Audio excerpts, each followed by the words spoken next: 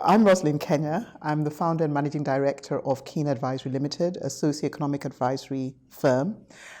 We advise companies who are investing and operating in Africa on responsible investment, primarily on how best to design and implement corporate social responsibility strategies and programs that are linked to their core business, as well as address a significant socioeconomic issue in the countries in which they're operating.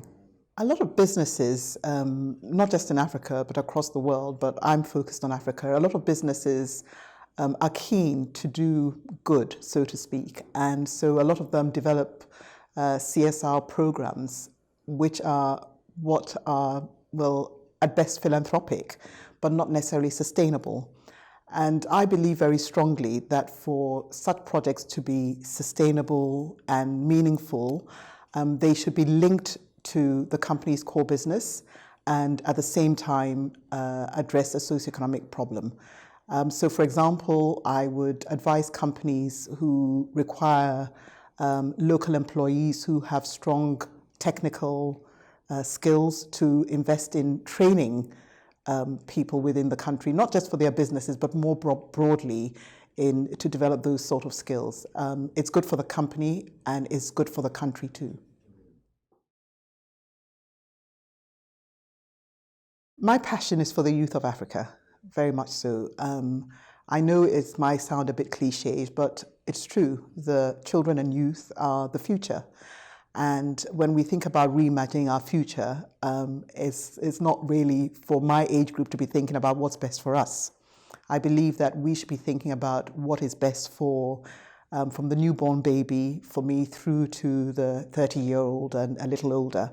So that's my passion. And what I would love to see is our education system and our skills development systems in Africa really geared towards giving our young people a chance in the future, geared towards the sort of jobs and opportunities that are going to come up in the future. I get quite disappointed and sometimes even distraught to see that in certain universities, young people are being taught the same thing that I was taught over 40 years ago, and I can't see how that could possibly be relevant. So I think my passion is for the youth, and my passion is for appropriate education for the youth to give them opportunities to be able to survive in this world in the future. For the next 12 months, I am very, very fortunate to be vice chair and a trustee of an amazing organization called the Africa Gifted Foundation. And the Africa Gifted Foundation's flagship program is a science academy for girls based here in Ghana. It's a sixth form academy that teaches girls, teaches girls science and maths and computing. Now, the school here, the academy, is just the pilot of it. So we take on around 24 girls. Our ambition is to build a full-fledged academy. We've got land to build a full-fledged academy which will take in 120 students each year. And for the next 12 months, my target is that we raise the funds to be able to build that academy, and so that we can have our first cohort of 120 young women from across Africa starting, say, in 2 years' time. What I need is people who will be committed to and supportive of the vision and plans for the African Science Academy.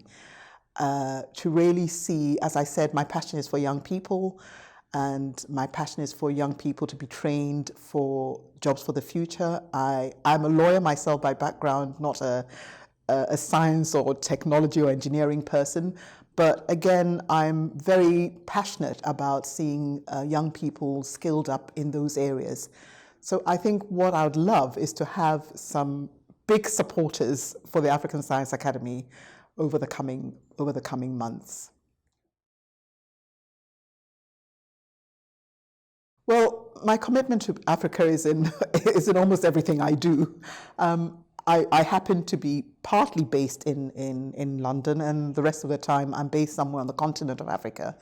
And I think anyone who knows me will say there is no aspect of my life that doesn't touch in one way or the other on the continent.